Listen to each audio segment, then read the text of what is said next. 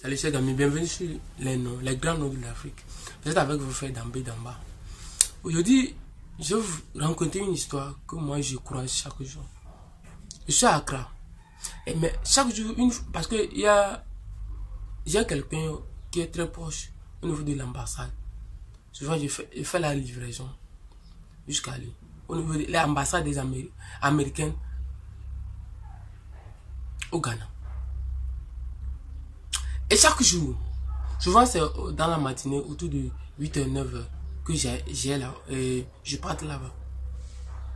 Et chaque temps que tu vas, quand tu passes là-bas, tu vas voir un groupe de jeunes alignés.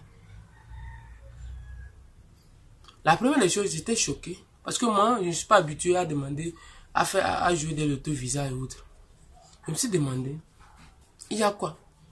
Parce qu'il y avait quelqu'un derrière moi. Et la personne me dit que non. C'est l'ambassade des Américains. Il me dit que non. C'est les gens qui demandent le visa. J'ai dit, ah oui, je me rappelle. Il dit, ah, tous ces gens, on dirait qu'ils allaient voter. L'Afrique, aujourd'hui les Africains fuient en Afrique. Pourquoi? Pourquoi? Connaissez-vous l'histoire du Canada? Connaissez-vous l'histoire des États-Unis? Connaissez-vous l'histoire de la France? Connaissez l'histoire de l'Europe, de l'Asie? Vous connaissez les guerres qu'ils ont menées avant de devenir des gens aujourd'hui développés et que nous voulons courir derrière eux? Je ne comprends pas. La jeunesse africaine, les gens dépassent des millions alors que nous avons des terres arabes qui ne vont jamais investir ces sommes sur ces terrains. Les gens dépassent des millions, des millions. 5 millions, 10 millions. Si aujourd'hui quelqu'un a 5 millions, même ne serait que 2 millions francs CFA, et il rentre dans un village du Ghana et tu achètes, tu peux acheter, tu vas avoir un terrain. Tu vas avoir un grand terrain à 500 000 francs CFA. Un terrain de plus de 10 hectares, 5 hectares à 500 000 francs CFA. Même si c'est en location pour exploiter pendant 10 ans avec un contrat bien signé, bien aplati. Tu te dis, même si tu arrives à acheter le terrain,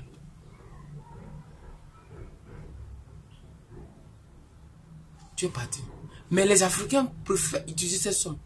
Aller payer le billet d'avion, aller payer un visa pour aller aux États-Unis.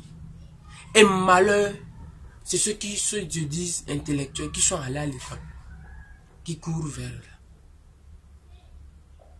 Soit disant qu'aux États-Unis, il n'y a pas la terre. Arriver, ces mêmes gens travaillent dans ce domaine de quoi? De l'agriculture. Et c'est bizarre de comprendre l'inverse. Pourquoi? C'est devenu un phénomène partout en Afrique. Que ce soit en Afrique de l'Ouest, francophone ou anglophone. Moi, je pense que les dirigeants doivent arrêter.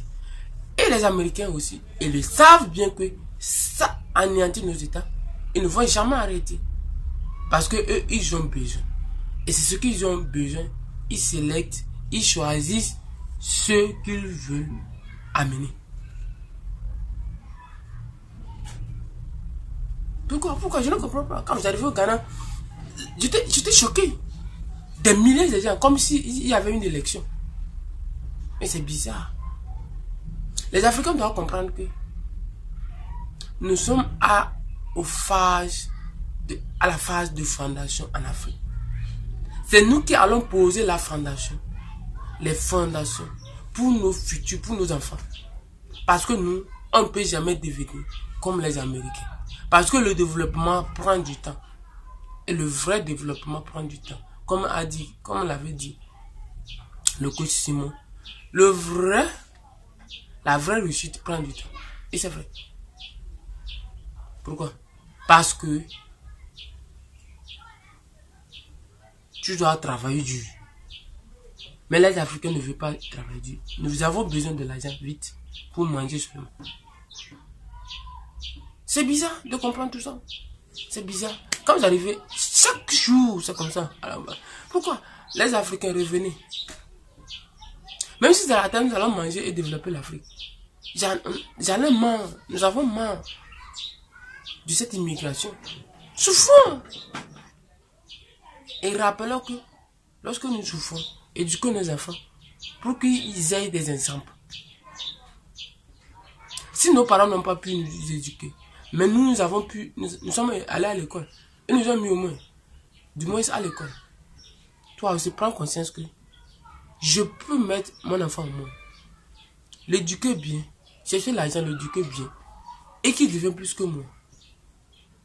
Mais malheureusement, on préfère utiliser cette somme à ceux qui ont de l'argent. Et prends ça.